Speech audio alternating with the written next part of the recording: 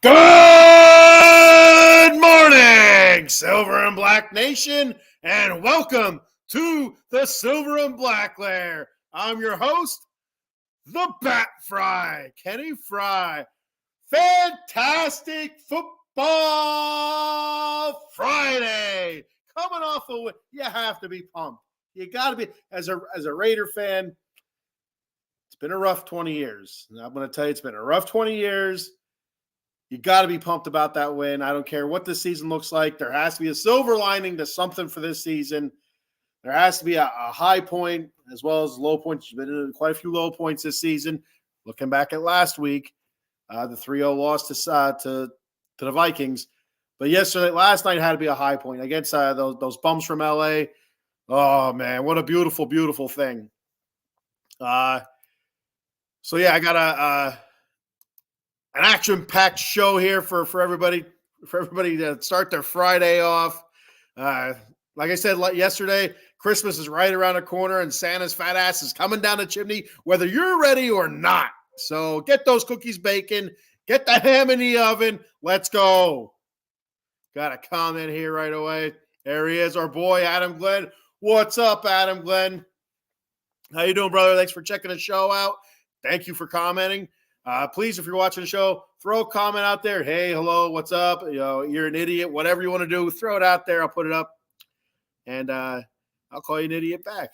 That's how we roll. That's how we roll here on the Silver and Black Lair. So let's hop right into it. Great night for the Raiders. Awesome. I mean, I worked night shift, so I didn't get to watch the whole game. I did get to watch the first half, and it was a thing of beauty. It really was. And so, checking out stats and highlights. I do have the game on the DVR, so I will be watching that again later because this is a game that I want to watch again. There's been so many games that I have on DVR in the past where I knew the final score. It's like, I can't watch this game again, just because it was the Raiders on the opposite end. Not a 63-21 drubbing, but just losing. It's tough to rewatch a game that you lost. But a game like that, 63-21, I have no problem going ahead on the DVR and popping that sucker in and fast forwarding through the commercials. It's a beautiful thing. DVR is awesome. Eileen, what's up, Eileen? Fantastic Friday, baby. Eddie, thank you for checking the show out, man. I appreciate it very much. Thank you for the comment. Eileen says, who was this Raiders team last night and what did they do with the real team? So that's everybody's question, right? That's everybody's question in the football world and in Raiderland. So it's who knows? I think it's a combination of a couple things, a combination of San Diego just making a ton of mistakes and the Raiders actually capitalizing on them, which is something that we have not been able to do in the past at all. But I mean, boy, did we capitalize on in a big, big way yesterday, which is unbelievable. Absolutely. I've never seen, I'm sure I have, but off the top of my head or somewhere in the middle and somewhere in there, I cannot remember a team getting 5 turnovers in game and capitalizing on each one with a touchdown. I can't think of a time. I just can't. The 5 turnovers, 35 points off those 5 turnovers is awesome. Eddie says the Raiders might have ended Staley's career as head coach of the Chargers. Yes. Well, to be honest with you, I think it was probably already over. The dude was having some meltdowns at the podiums and stuff, about, his defense, him being a defensive coach and his defense just really not playing well this season for the most part. And it seemed like he was on his way out, but I feel like that was one of those deals where he's on his way out, kind of standing in the doorway, hands in his pocket, head down. And the Raiders came up behind him and put a foot right in the middle of his back to help his ass out the door. So I believe that pretty much gets him out of LA, probably back in a coordinating or coaching in another capacity somewhere else. But yeah, it might be a little while before he's a head coach again. Adam says, you look like Santa. You don't need a costume. No, I'm a fat ass with a beard, Adam, and you know that. I don't have the enough gray. I have a little bit of gray right there, a little bit of gray, but I don't have the big puffy white I do have the jolliness. I am a jolly fella. Ho ho ho! See, I got that down part. I know the lines to the gimmick to the character, so I can do it. But I need the white beard, and I need a fuller. I just have it's more of a more of a goat. I got a little bit of scruff here. I got to shave, but I have some of it. I don't have all of it. I don't have the complete package, and I also don't have the full Santa getup either. So I mean, you probably need the red suit and the boots and such, and all that good stuff. The fantasy football girl advice. Thank you very much. She says, "What a win! Thank you for checking the show out. Thank you for commenting. Appreciate it very much." Yeah, a terrific one. And like I said, a season of so many different lows. The whole Josh McDaniels debacle, the Jimmy G debacle, and last week, the 3-0 loss last week. It's like there's been quite a few downs this season. To having a large positive like that was nice to see. The Raiders jumped out 42-0 at halftime. It's even saying that just sounds weird. That was a team record for most points in the first half of a game, for a franchise record. And the Raiders franchise, is as storied as it is since its inception in the early 60s in the old AFL. It's pretty impressive to have a record for points scored in the first half. So kudos, well earned. And the defense was just. So every time anybody caught the ball or carried the ball, you had one guy hit and you had another guy in there just ripping and pulling. So you could see, as soon as they smelled blood in the water, they were going after. They were every time they touched the ball, they were looking for that turnover, looking for that fumble. And I mean, it was a tough situation to be in if you were a Charger last night. Are you working? No, I am not working tonight, Adam. But the Atomic, if you're asking for the Atomic Drop podcast, that will be on tomorrow night at 11 p.m. talking WWE wrestling. Myself and the Heartbreak Kid, Cowboy Dave Yarnell, the showstopper himself. So, yeah, we'll be talking WWE wrestling tomorrow night, 11 p.m. I know that's why you're asking, Adam. I know that's why you're asking. So, yes, be sure to check that out tomorrow night. So the Raiders start off 42-0. They hold the Chargers to their first possession, 3 and out. Fantastic way to start the game off defensively. The defense has been playing well. That 3-0 game against Minnesota played pretty good. The game against the Chiefs, they had their moments. To be honest with you, that Mad Max was probably shouldn't even played that night against the Chiefs, but. He wasn't quite himself, but he was out there and did get a sack against the Chiefs. But for this season, the defense has been the one huge bright spot. And for them to have the game that they did, I mean, if you look at it, they basically held the Chargers to 7 points. They're all garbage points for the Chargers when you're losing 49-0. But with that being said, the Chargers did score their first touchdown, I think, in their first possession of the second half. But it was already 49-0. So I'm not going to call that a garbage time touchdown. But the touchdowns in the fourth quarter, that was garbage time touchdown. So you have to figure the Raiders defense held Vikings to 3 points last week. For all intents and purposes, held the Chargers to 7 points this week. If you take away those garbage time touchdowns, and I can because this is my show, and I take stuff away and give stuff out. That's how I work. Aiden O'Connell, terrific game, 20-34, 248, 4 touchdowns, no interceptions. The one thing I thought was fantastic was Bo Hardigree, our offensive coordinator, who yesterday said shouldn't be allowed to call plays at all. They moved him up into the booth. He was calling plays from down in the field since he's taken over the job of offensive coordinator. So they put him up in the booth. So I don't know if that mattered, I'm not sure. I guess up in the booth, you got the whole bird's eye view or whatever you want to call it. You get the look of the whole field, the lay of the land. Whereas on the sideline, you're kind of relying on somebody else to feed you information. So if that made a difference or not, I'm not really 100% positive. I hope it did because the offense looked dynamic. There was play calls that nobody saw coming. So a couple trick plays. And, if you had Jacoby Myers going 2 for 2 with a touchdown pass in their bingo card, there you go. Call it bingo. That's all you.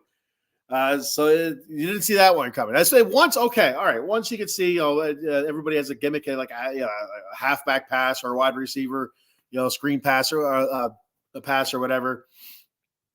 But twice, and once for a touchdown, you don't see that coming. And I think it was Brandon Bolden scored a touchdown. I don't know. I think it was off a Wildcat. I'm not really sure. I watched the highlight. I didn't see that one, but I was watching the highlight of it, and it looked like a Wildcat. I'm not really sure, but it just opened up. The blocking was beautiful on it. And, the Chargers had no answers for the Raiders offense last night. It helped that they had short fields so many different times. In that first half, it seemed to start snowballing, I think, when the Raiders were able to get the second turnover. I think the second turnover, and they scored on it, made 21-0. They got that third turnover right away, and that made it 28-0. I was just like, it felt like consecutive plays almost. I'm not sure if it was or wasn't. I don't remember correctly, but it felt like almost consecutive plays. And like that just totally deflated the Chargers. Because down 21-0 in the first quarter, you can work out of that. You can come back from that. Down 28-0, it's kind of like, oh my God, this is awful. It's still going to get worse. And they were right. It got worse. 42-0 at half, like I said. And then the Raiders got the ball to receive. They received the ball in the second half, and they marched right down 49-0. So. And when I talked yesterday, I was talking about my keys to victory. I mentioned getting Michael Mayer involved. They did that. He caught a touchdown pass, a nice catch and run into the end zone. But he ended up having, let me check my stats here. Michael Mayer had 4 catches for 39 yards. So, that's good. I also said about getting Trey Tucker involved. So why not? So the guy's speedy. Take some shots downfield with him. He had 2 touchdowns, 3 catches, 59 yards. Now his first touchdown, a little bit iffy. It went to review. I watched it a bunch of times. I don't know. I could have seen that one going either way. To be honest with you, it's like what do you consider possession? Like both hands were back on the ball, and the toe was still kind of down. But I mean, it's where his hands really on the ball completely. I don't know. It's hard to. I don't know the letter of the law with that rule, but they called it a catch. They called it a touchdown. So that's what you can do. It's like next time I'd like to see Tucker catch the goddamn ball the first time. Instead of letting it bobble in his hand and then bringing it in. Maybe the first time let it come in and bring it into your chest. That way there's no review, or you don't have to worry about it. We don't have to sit on the edge of our seat and worry about it. I said they needed to protect Aiden O'Connell, give Aiden O'Connell some time. They did for the most part. He had a couple balls in the first half. Like I said, I seen the first half. He had a couple balls batted down at the line of scrimmage. He was pressured, once or twice, not too much in the first half that I can remember offhand. But Khalil Mack didn't have 6 sacks, so that's the most important thing. I don't think he had any sacks. To be honest, there was 1 sack in the game. I'm not sure who had it for the Chargers, but I'm pretty sure it wasn't Khalil Mack. So they were able to shut him down. Mad Max, he didn't get a sack either, but Malcolm Kuntz had a terrific game. Malcolm Kuntz just wreaked havoc all over Easton Stick, which still sounds made up to me. That doesn't sound like a real name. I don't know if it's like a witness protection type thing or something. I don't know. The family had to move to Idaho after, ratting on some mafia people in New York. I'm not sure. I don't know. I don't know how that works. But yeah, Malcolm Kuntz was all over Easton Stick.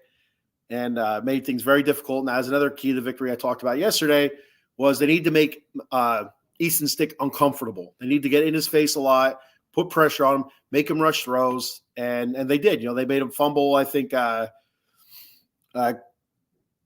once or twice. I feel like it was twice. They knocked the ball out of his hands. I think he fumbled twice. The one time Malcolm Kuntz got the sack, forced a fumble, and the fumble was returned for a touchdown by John Jenkins. That's another. That was the second half, I believe, play that I was watching a highlight on. Watching a big man rumble downfield's a beautiful thing. See, it's just a slow plodding run. Max Crosby was barely in a jog behind him. No Charger was chasing him down. You didn't see anybody. The offensive lineman got to hell with it. So it's a beautiful thing when you see a big man score, offense or defense. I don't care either way. As a bigger person myself, it kind of makes you sit up a little bit and puff your chest out. So yeah, fat people can do it too.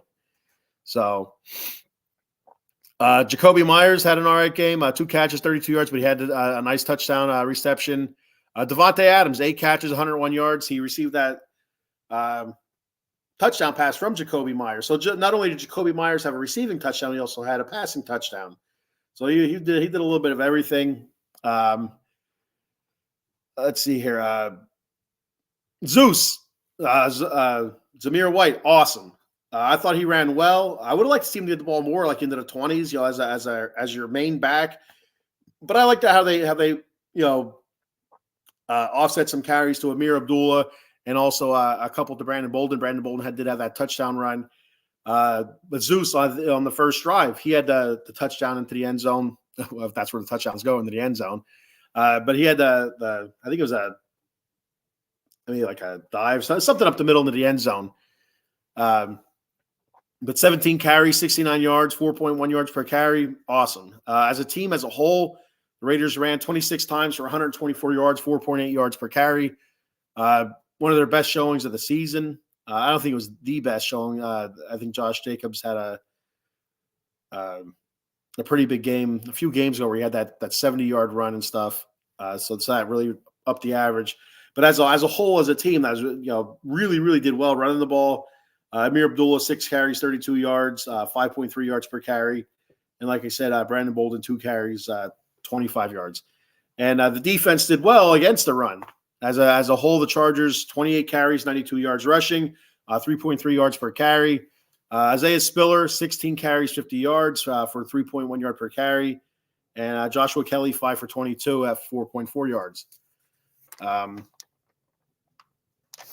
Defensively, looking at a couple stats here, Divine Diablo had a really good game. I kept seeing his name pop up.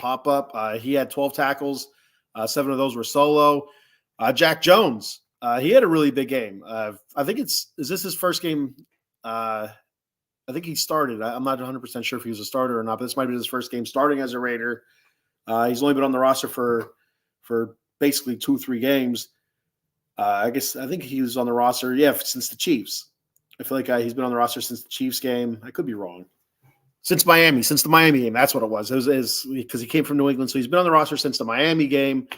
And but he had 5 tackles, 4 were solo, and a pick six. The pick six was absolutely insane. So if you're watching this and you're just watching it to watch me ramble on about stuff or see if I'm going to say something stupid, do me a favor, go back and watch the highlight of Jack Jones, his pick six from last night. I've never seen nothing like that. He came busting through the line. I guess it was off tackle. And Easton Stick, it's one of those pass plays where, the quarterback gets a snap, it takes a step and throws it out to the wide receiver, like a wide receiver screen or something like that. And he took the step back, he threw it. And as he threw it, Jack Jones is up in the air to presumably deflect the pass. Well, he catches it one-handed with his right hand. I believe it was right hand. And was able to bring it in and run it in for a touchdown. Unbelievable. I've never seen nothing like that. Just an awesome, awesome play. Max Crosby, 4 tackles, 2 were solo. Like I said, no sacks for Big Max. Malcolm Kuntz, 3 tackles, 3 solo, 2 sacks. Jerry Tillery had a really good game up the middle. 3 tackles and a sack. And I said, like, John Jenkins had that fumble recovery for a touchdown. Jerry Tillery had a fumble recovery. Tyree Wilson had a fumble recovery. DJ Turner also had a fumble recovery. It's just fumbles galore. 3 turnovers in the first half the Raiders were able to get. And like I said, capitalize on each 35 points off turnovers. You can't come back from that. I mean, it's hard enough to come back from 1 turnover or 2 turnovers. To be able to come back from 5 turnovers, impossible. It's just not possible. And to give up touchdowns on each turnover, it's just insane. I can't say enough. I'm rambling on about it. I just can't say enough about it. I'm flabbergasted. That's the word of the day. If this was the Pee Wee Herman show, all sorts of sirens and sounds would be going off, and I'd be, He said the word of the day. But no, this isn't the Pee Wee Herman show. This isn't Pee Wee's Fun House. This is the Silver and Black Lair. All right, so moving on from the game, great win, but you can't linger on it too much. You can't you enjoy for a day, then move on. You got the Chiefs coming up Christmas Day. I'll talk about them next Friday on the Silver and Black Lair and all that stuff. But that's going to say, hey, is this just an aberration? The 63-21, or is this team actually for real? And I know I was joking with a bunch of guys at work, and I said, so the NFL is at home right now praying that the Raiders don't get into the playoffs after a performance like that. But realistically,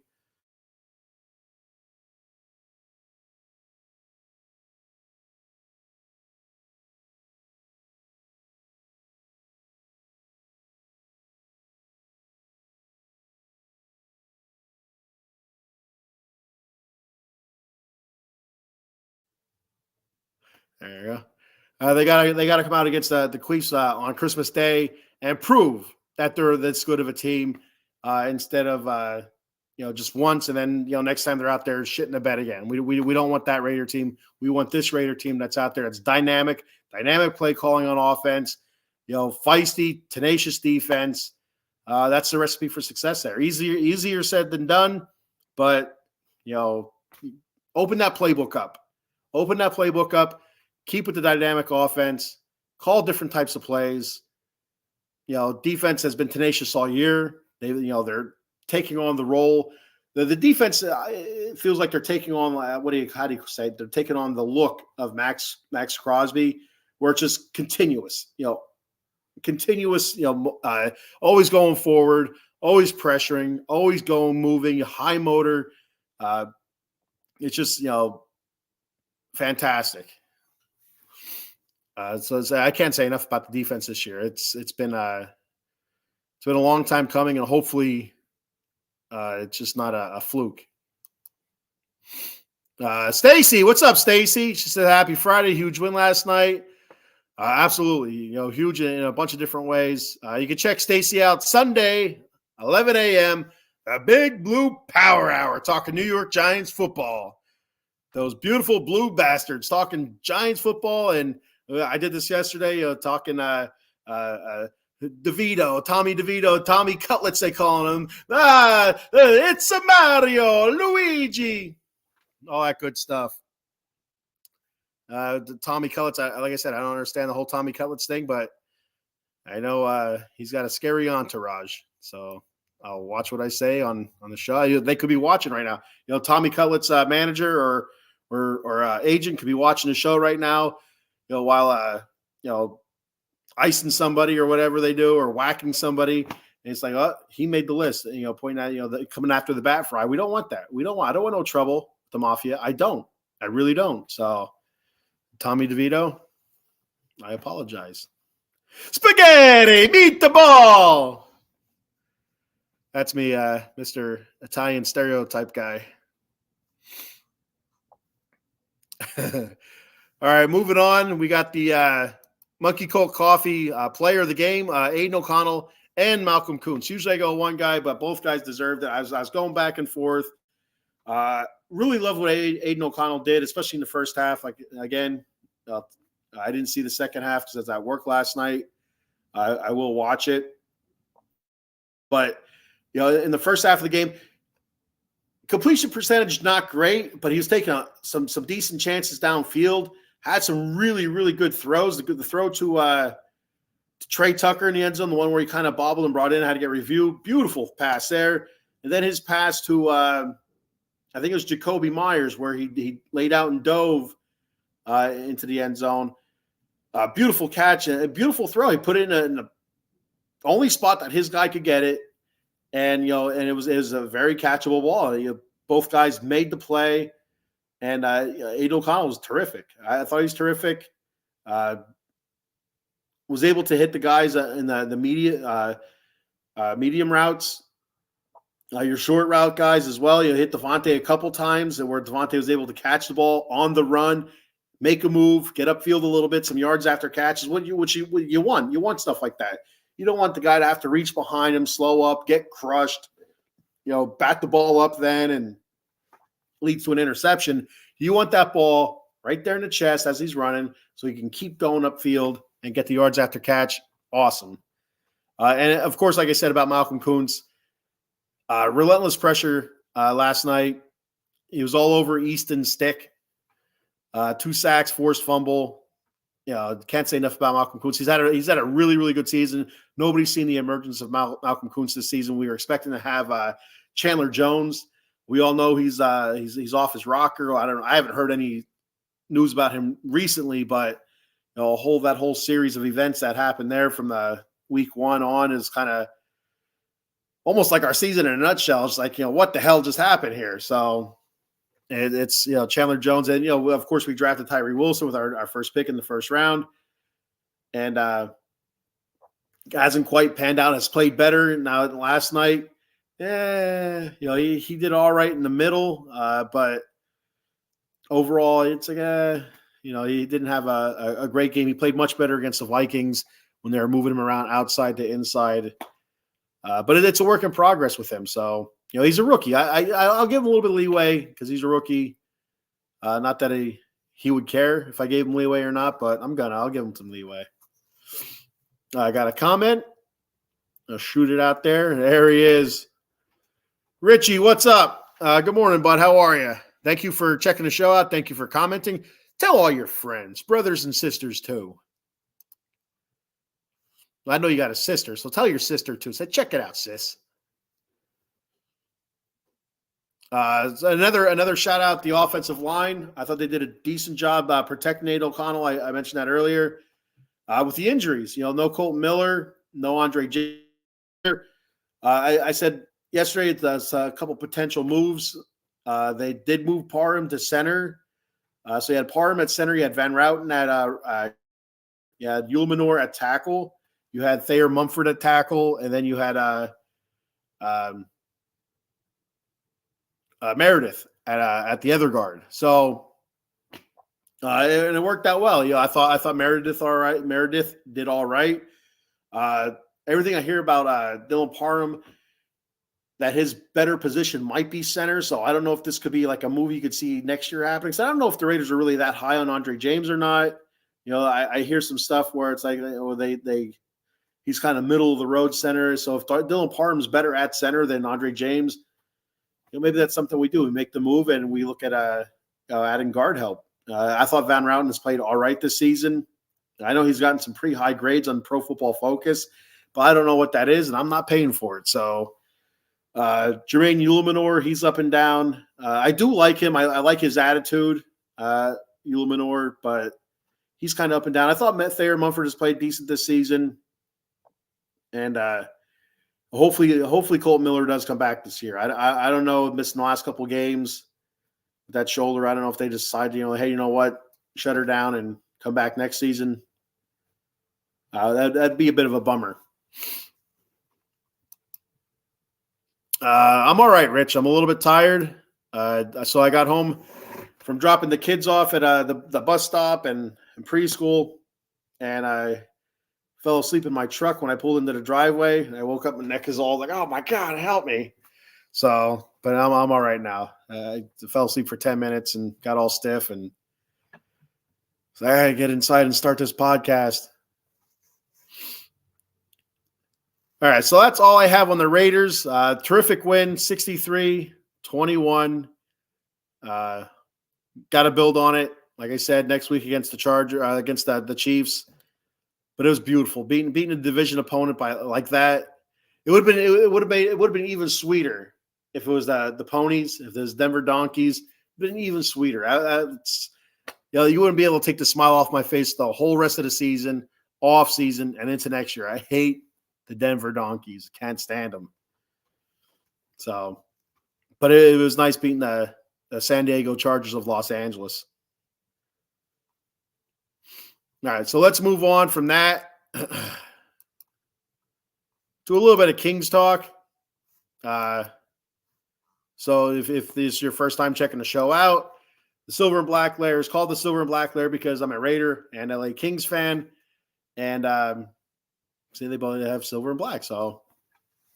But I'm a hockey fan. I really enjoy watching the Kings play. I'm still kind of like a noob or a novice at it. I don't understand a lot of it yet. I was a big hockey fan back in the early to mid 90s. The LA Kings, my favorite player was Kelly Rudy. And, that's when they had Wayne Gretzky, Ari Curry, Rob Blake, all those guys, Luke Robitaille. Big fan back then. And I knew a lot more back then than there's like a huge gap there where I didn't watch hockey at all. Unfortunately, I wasn't watching hockey when the Kings won their 2 Stanley Cups. So that's a bit of a bummer, but I'm back, baby. So I'm going to go ahead and stumble through some hockey talk. If you don't watch hockey, give it a chance. Pick a team to follow and give it a chance because it really is. It's a lot of fun to watch. I really enjoy watching the Kings play. They're a fun team to watch. They're fast, they're dynamic, offensively, defensively, really good as well. So it makes things a little bit easier. I know going after the Vikings Raiders game last week, I'm like, well, at least I got the Kings. They were going for the record of most wins to start a season on the road, consecutive wins. I don't know how to word it. It was something stupid. It was 11 game season opening road win streak. That's what it was. And they broke that.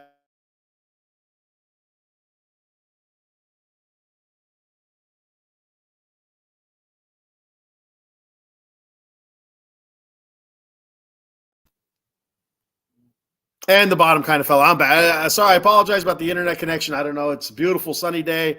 I don't know why it's skipping out on me. I don't know. So they get that win against Montreal to break that record. And I said it on the show last Friday. I don't think they're going to be undefeated after the weekend on the road because they had the Islanders who were coming in pretty hot. I think they're 4-0-1 or something like that going into that game Saturday. So they were coming in pretty hot, the Islanders were, and they also had the Rangers on Sunday, back-to-back days there against the New York teams. And I thought they would have won one of the two. I thought they would have beat the Islanders, but lost to the Rangers. The Rangers are a really, really good team, but they lost both of them. They lost the Islanders 3-2 in overtime. So they were able to get a point out of it, but they were up 2-0 in the second period, and they gassed out. I don't know what happened. The Islanders they looked like, to me, the Islanders just wanted it more. They worked harder, and, Anders Lee was able to get 2 goals in the third period. And what was his name? Jean-Gabriel Pageau scored in 13 seconds into overtime. So just like a blink of an eye there. So if you want to get a drink, let's settle down for overtime, maybe there's gonna be a shootout. You went to get a drink and came back, it was over. You're done. So it's a bit of a bummer, but you know what? All good things come to an end. And I'm like, well, let's hopefully see if they can get a bounce back against the Rangers. And that didn't happen as well. So real quick, a little bit of a breakdown, not a breakdown so much, but from the Islanders game, Kempe had a goal. Adrian Kempe.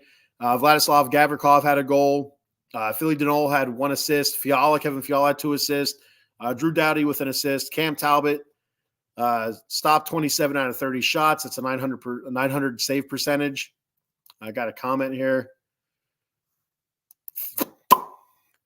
Eileen, the moment pause adds excitement to the show. What will Kenny say next? Well, it's funny when I see the little circle of death there in the middle of my screen. The whole box goes blank. So whatever I'm doing, whatever I'm talking, I freeze too.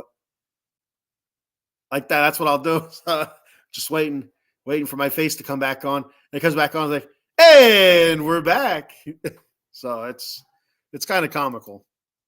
You have to be here, I guess. I don't know why it's skipping out. Yesterday was fine. Today, it's nice, beautiful, blue sky, sun's out, birds are chirping, and witches' titties are freezing. But I don't know. I don't know what's going on. It's a little bit frustrating, to be honest with you. But I'm not going to get angry. 63-21. I'm not going to get angry about it. Normally, I'd get angry about it. Say some curse words. Titties is not a curse word, so I let that one pass. But I might drop some curse words, the bad curse words, not the good ones you hear on TV, some bad ones that you hear in R-rated movies. But I'm not going to do that because I'm in a good mood because the Raiders won 63-21. Back to the stuff that's not so good. They ended the Kings' road winning streak to start a season, and it felt like they got out. They felt like they got outworked. Rich, his nips are hard too. So yeah, it's cold out there, but that shouldn't affect the Wi-Fi at all. So going in against the Rangers the next day, Rangers one of the top teams in the league. I also feel like the Kings are a top team in the league, but the Rangers, points wise, are one of the top teams in the league. I think they're sitting at 3. I think behind Vegas and Boston. And then the Kings got their asses kicked in that game, 4-1. Jonathan Quick is fantastic. I wish that Jonathan Quick, that's goaltending for the Rangers right now. I wish that was the Jonathan Quick that was goaltending for the Kings last season before they traded him. They would have never traded him. The Kings might have actually advanced in the playoffs last season instead of going out one and done. And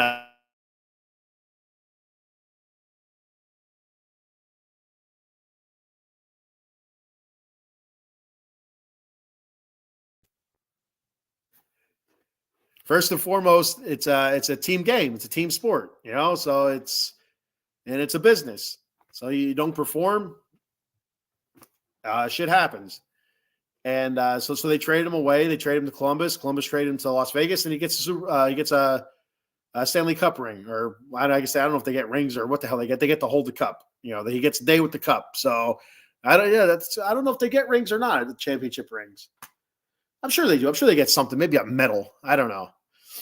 But yeah, they got their asses spanked against the Rangers. Jonathan Quick improved to 8-0-1 so far this season. He's the backup goalie.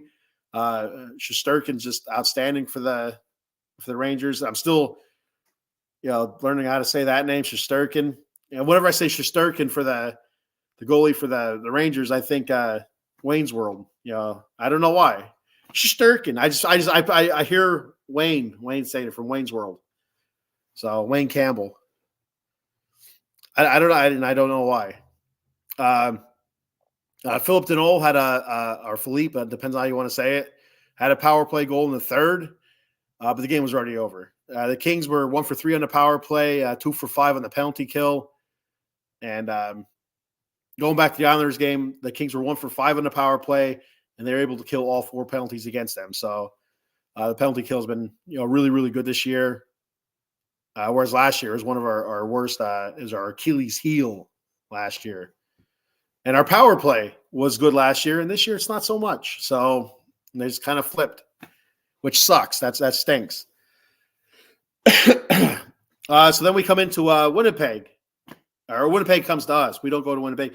We come home after limping back home after that the road losses, back-to-back road losses. We limp on home. We got the Jets coming in. We played the Jets earlier in the season. We were able to beat them. I don't remember what the final score was. But we came away to win. And there was a lot of talk going into this game. One of the Kings' big offseason acquisitions was Pierre-Luc Dubois. They traded him. They got him from Winnipeg. They traded Alex Iafallo, Gabe Vilardi, and Rasmus Kupari for Pierre Dubois. And Dubois hasn't really quite performed to the standards that we were hoping so far, but it's early in the season, still getting used to the surroundings and getting used to his teammates, blah, blah, blah, that kind of stuff. But the first meeting, Gabe Vilardi, who I really liked last season. Last season was pretty much the first full season I watched the Kings in almost, 20, 22, 23 years. So I really liked Gabe Vilardi as a King last season. I thought he played well. There were some moments where he just turnover prone, where he'd turn the puck over a lot. But he did that well. He had a lot of big goals, a lot of great offensive output for the Kings last year. So I was kind of surprised they got rid of him. I was also a big fan of Alex Iafallo. I'm not really. I think the reason I'm a big fan of Alex Iafallo is because I play NHL 2021 on my PlayStation 4, and I follows a really good scorer for me. So I don't know if that's why I'm a fan of him or not. I don't know. But so back again, I'm getting all off track here. Back during the first meeting, Gabe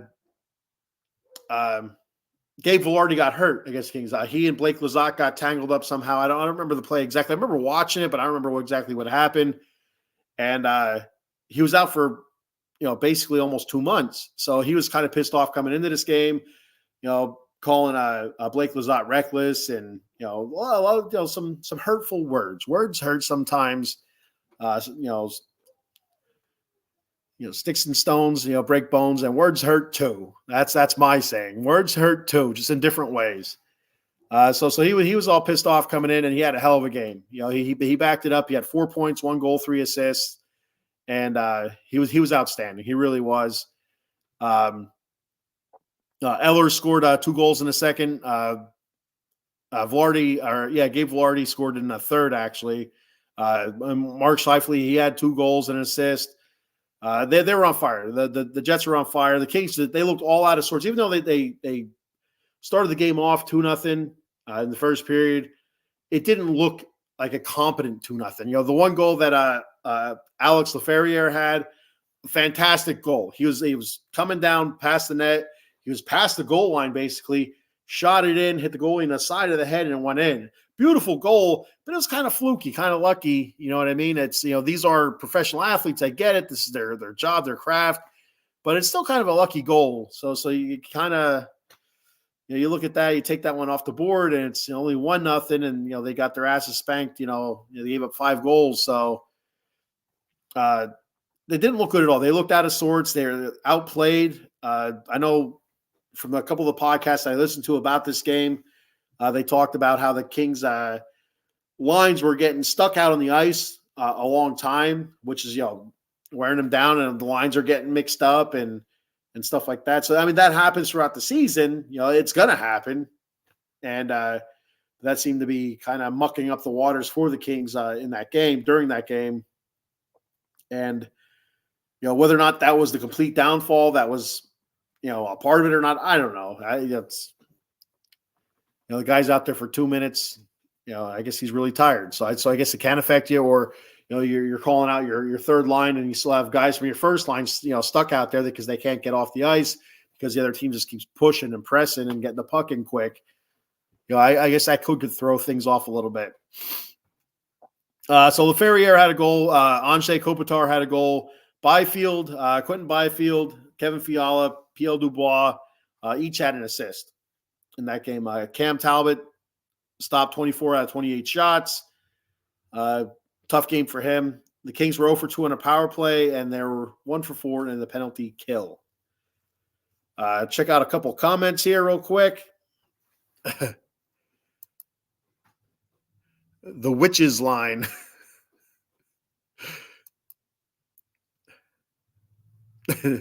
That's a thing, right? They say it's as cold as a witch's titty, right? I mean, I don't know. That's been a line. Just, I can remember that when I was a kid. I assume that's a line, in all sorts of lays of the land. Sorry, I pulled that one off without reading. Eileen says sometimes it's really funny to look at the screen and see what position your face is frozen in. Like this or like that. I better be careful because I will go like this and it will freeze and it'll be like permanently frozen. Oh man, like that one episode I had, and I had to go running into the living room with the laptop. Dum, dum, dum, dum, dum. That was the whole thing. Hey, there he is, Sean Lazarchik. What's up, buddy? Thanks for checking the show out. Sean says, great replay, Bush. I don't know what that means. Great replay, Bush. I don't know. Hey, what's up, Foster Covers? Thanks for checking the show out. Thank you for commenting. He says, freaking awesome game by Raiders. Yes. Again, a fantastic game by the Raiders, 63-21. And like I said, with my my Wi-Fi going in and out here, freezing my screen, I'm not going to get mad. I'm not going to curse about it. You won't see a frown on my face today for anything. I could walk outside, a little kid could come up and kick me in the nuts. I'm going to smile and shrug it off. The Raiders won 63-21. We'll take it. We'll take it.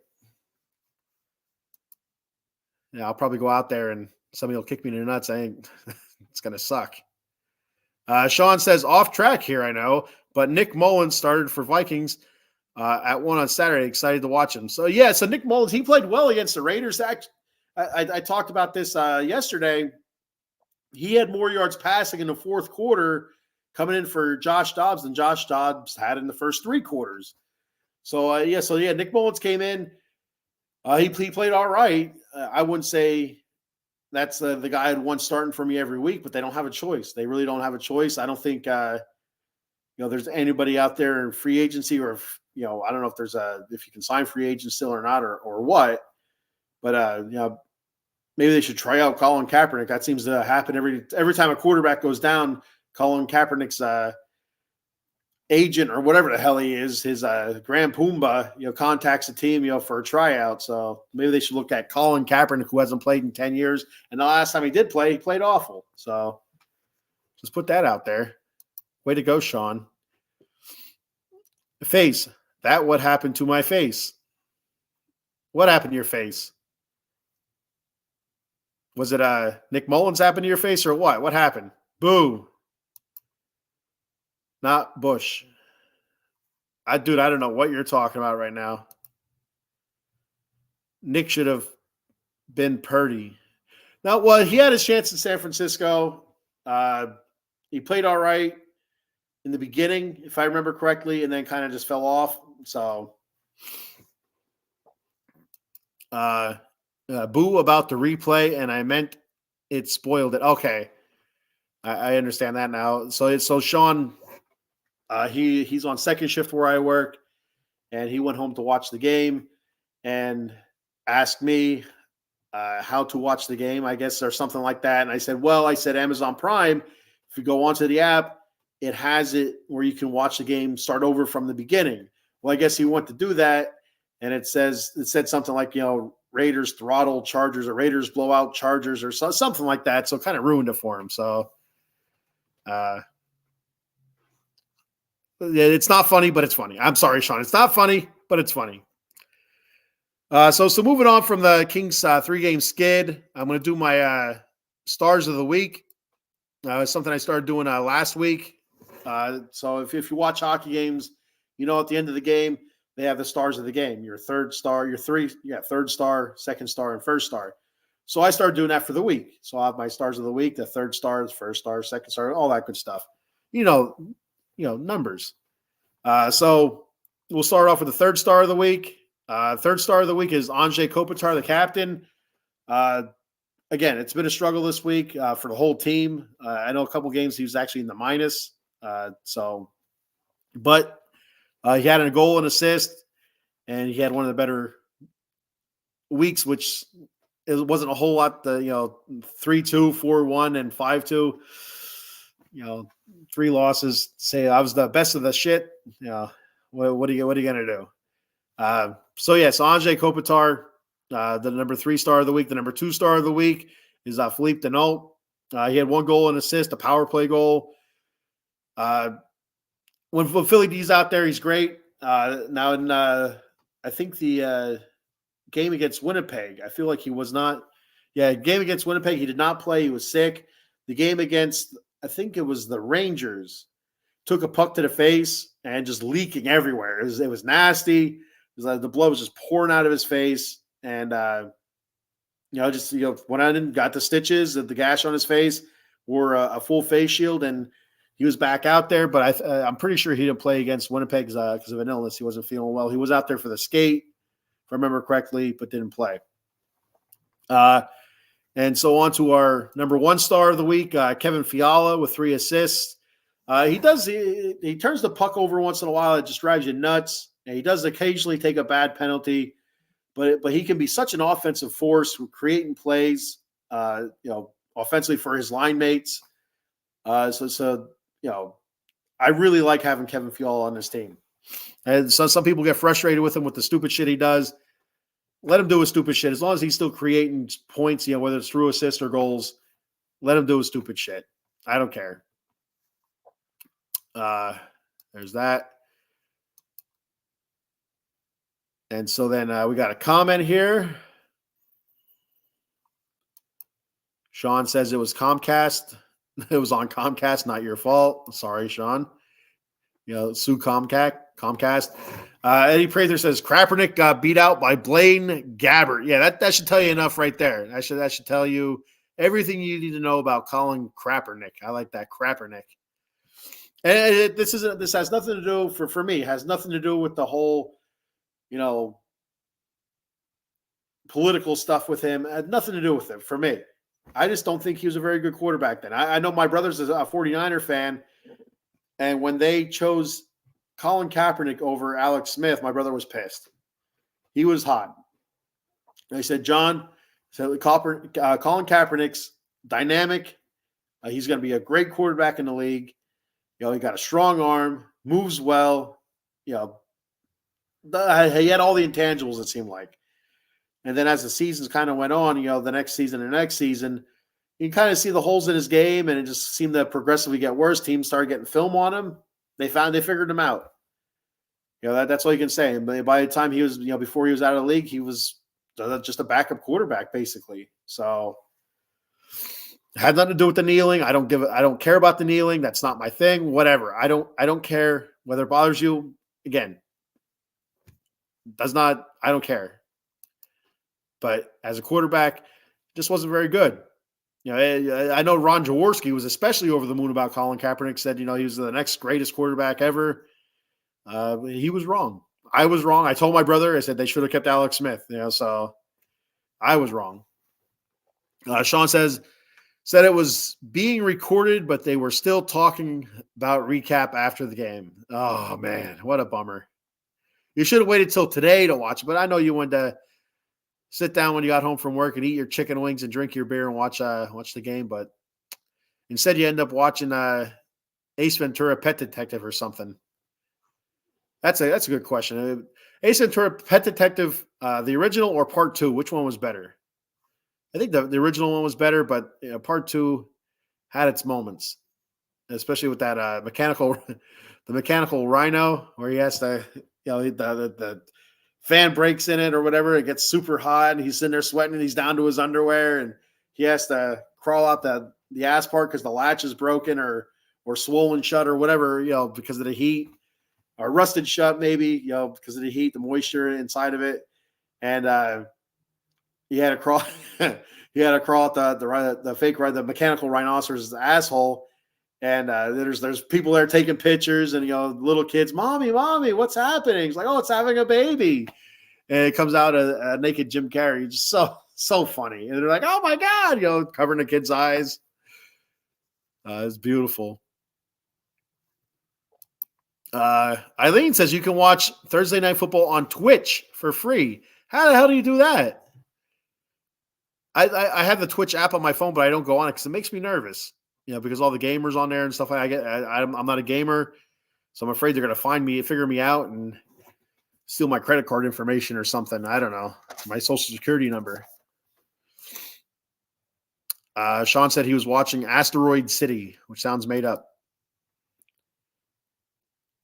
Foster says, hope all is good, Eileen. So Eileen, Foster's, hope is everything is well with you. Eileen and Adam Glenn check out every show that everybody puts out. So they're like the tops, those guys.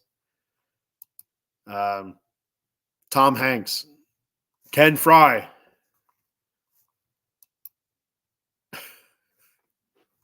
All right, so moving on. I'll go over some quick stats here. LA stats. So as a team, the goals for, they're ranked eighth. I'm sorry, eighth with 94 goals against. They're ranked first, only giving up 63 goals. Goals for per game, they're ranked third, 3.59. Goals against per game, second, 2.42 goals per game. Recipe for success right there. The power play percentage, they're ranked 15th at 20.9%. That's where I said last season it's kind of wonky.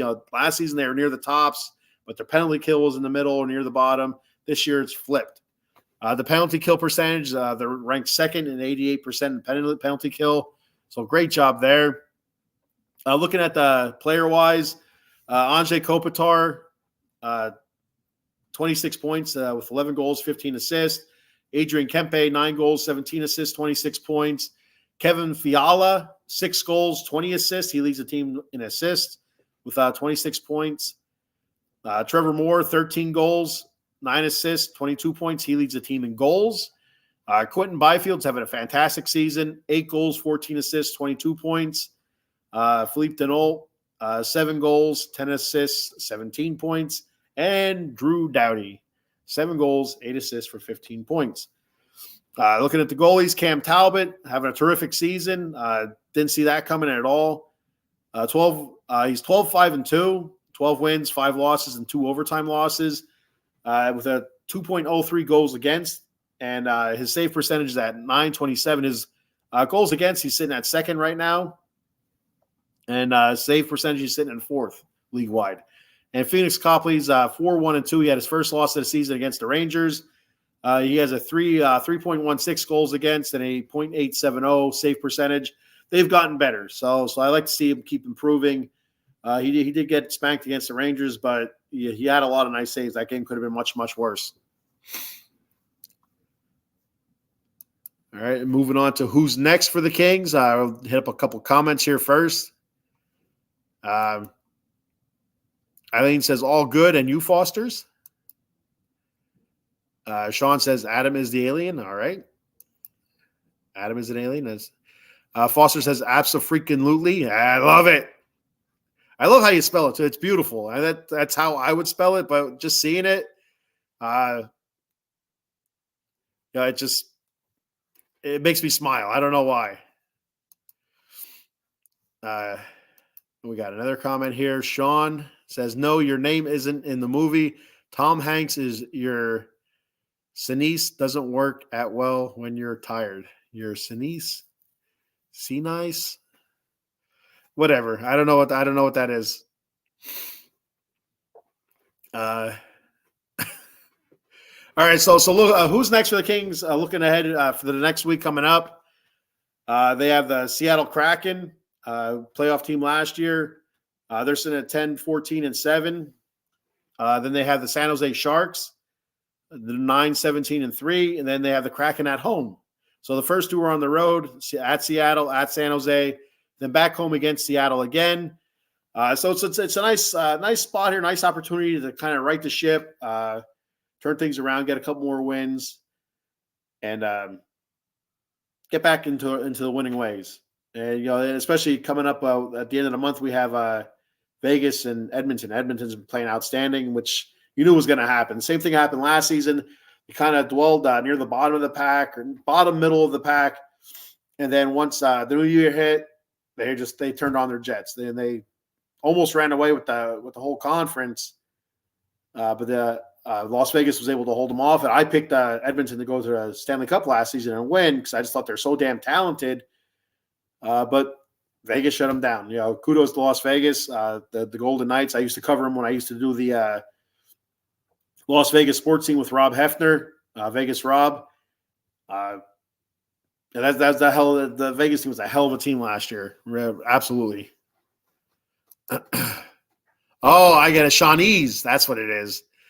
I'm like, see, nice. Like, what the hell is that? Shawnees. My Shawnees is not on point when I'm tired. I got you.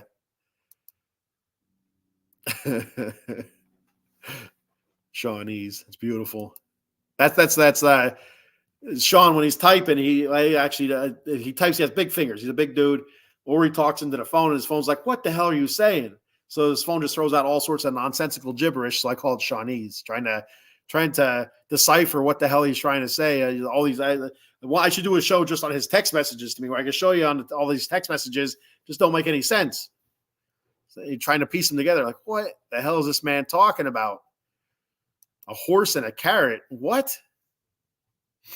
All right, so a quick look at the standings before we get to the top 10 Christmas movies. Pacific Division, Vegas Golden Knights sitting up top of the Pacific, 25-5, 45 points. The Vancouver Canucks in second place at 29-1, 41 points. The Kings are sitting in third, 16-6-4, 36 points. And like I said, the Oilers charging hard, 13-13-1 with 27 points. Overall in the West, the Golden Knights are leading the West. Vancouver's second. You have Colorado at 18-9-2, 38 points to third. LA's fourth. Winnipeg, 17-9-2. They're out tied for LA third or fourth place. Dallas, 16-8-3, 35 points. The Nashville Predators, 16-13-0, 32 points. And the St. Louis Blues, 14-14-1, 29 points. That's your standings in the Western Conference and Pacific Division. Pacific. Couple comments.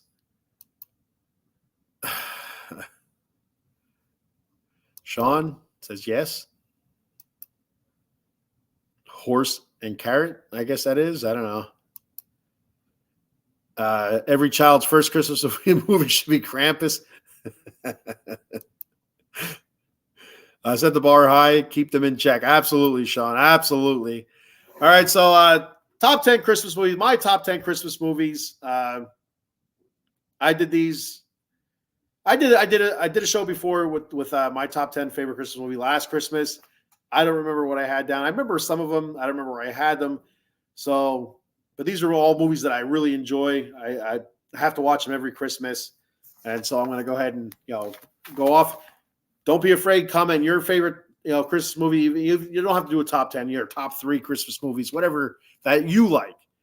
Not the ones that you think are greatest of all time, but your top 10 or top 3 or favorite Christmas movie of all time. For me, number 10, I have Rudolph the Red-Nosed Reindeer. I love that cartoon. I watch it every Christmas. The kids love it. I like how Rudolph's dad's a dick. Santa Claus is a butthead. I mean, they're really mean to Rudolph. But in the end, he saves the day anyway. So, number 9, Santa Claus is Coming to Town. I like that movie. It's I don't know what it's not claymation. I don't know what it is. It's like a stop motion type movie. Very old. I remember watching that as a kid. I can't think of the teacher's name who ends up being Mrs. Claus in the end. I feel like her name was Jessica.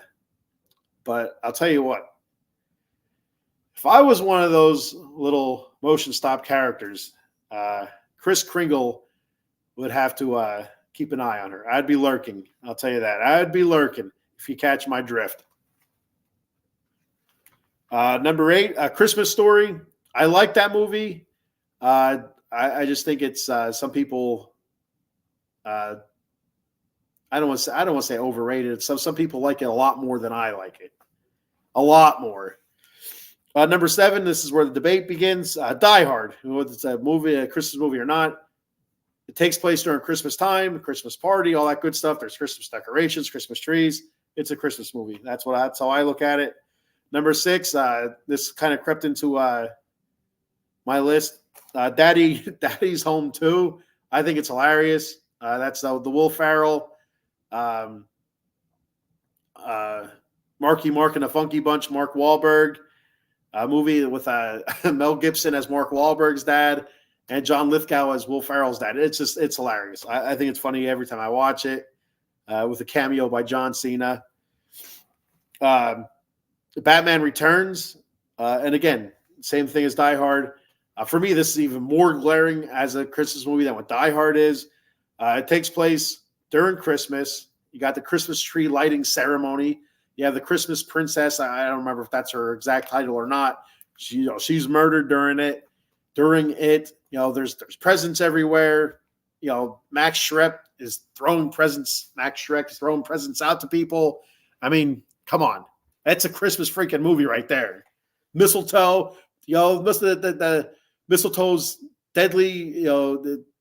A kiss can be deadlier if you mean it or whatever. You know what I mean? If you got to see the movie. Michael Keaton, Danny DeVito, not Tommy DeVito, Tommy Cutlets, Danny DeVito, the Penguin, Michelle Pfeiffer as Catwoman,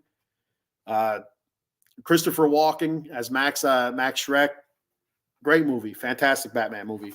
Number 4, Frosty the Snowman. I mean, come on, Frosty the Snowman. The jolly happy soul with a corncob pipe and a button nose and 2 eyes made out of coal. For real. For real. Number 3, I have the Santa Claus. So I like that. I like the first one. I like the original one. Tim Allen movie. I watch it every Christmas. I enjoy it. Number 2, I have the Grinch. It's the Grinch, the original cartoon, and Jim Carrey's Grinch together. I have them together. Again, it's an every Christmas thing. I can watch the Jim Carrey Christmas Grinch anytime, all year round.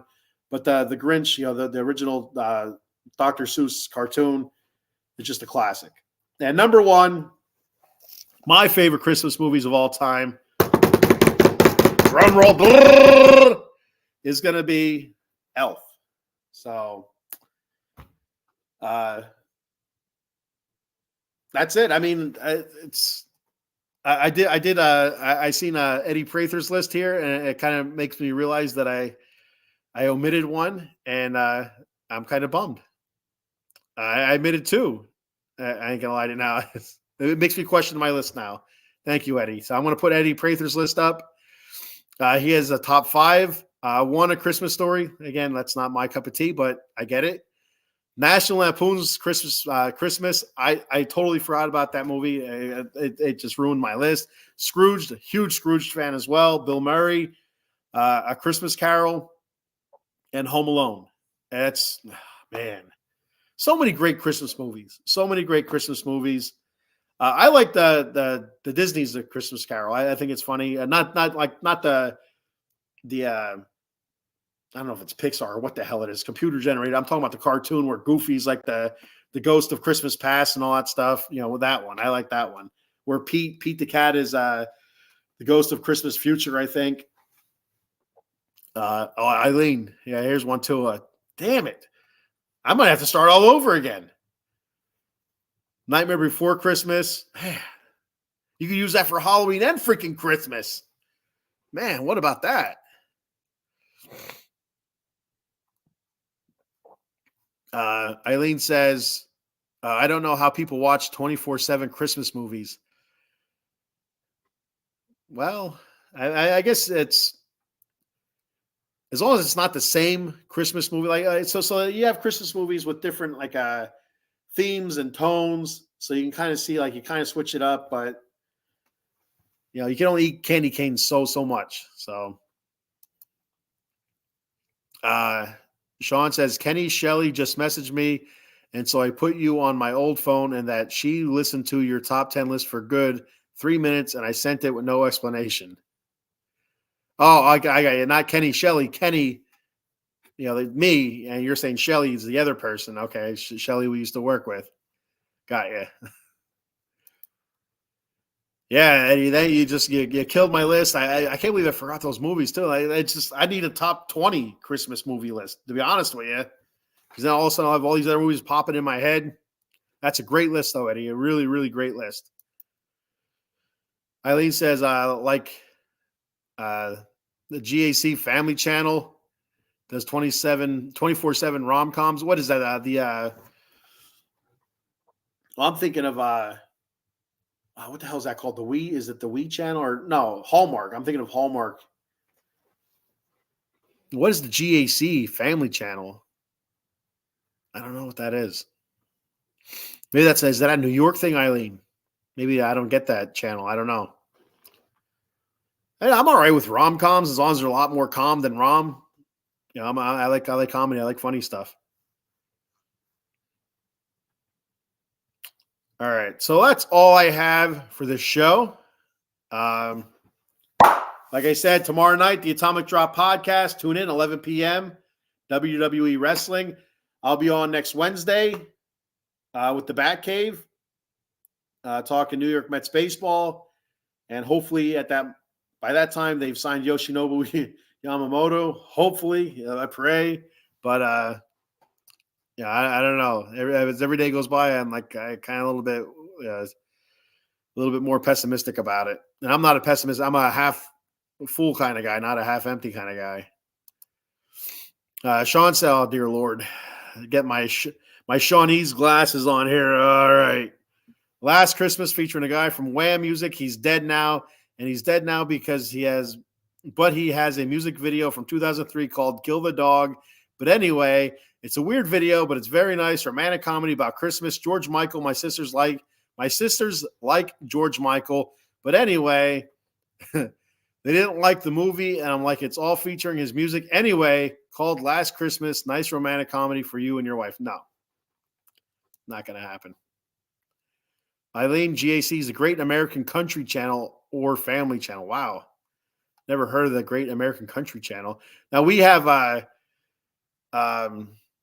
what the hell is that called? Freeform, which used to be Family Channel, but it's called Freeform now. It airs some old school shows. Yeah, I don't know. I'm gonna have to look on the old gimmick box and flip through the channels and see if I have some. I don't think I have that channel. What kind of do you have? Like a satellite, or do you have cable, or are you going off the interwebs?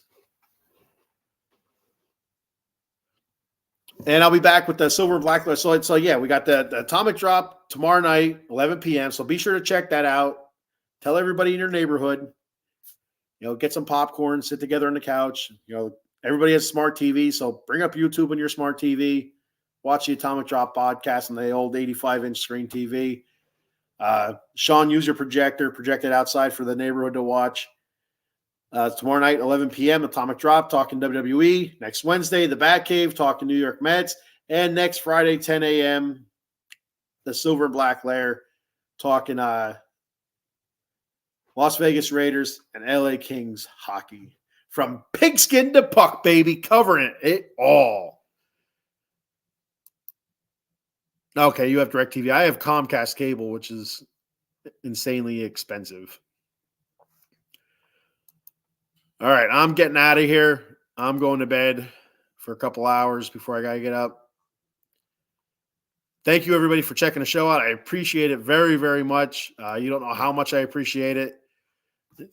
This much. I appreciate it. So I'll see you guys tomorrow night on the Atomic Drop podcast. Be there. All right. Just win, baby, and go Kings, go.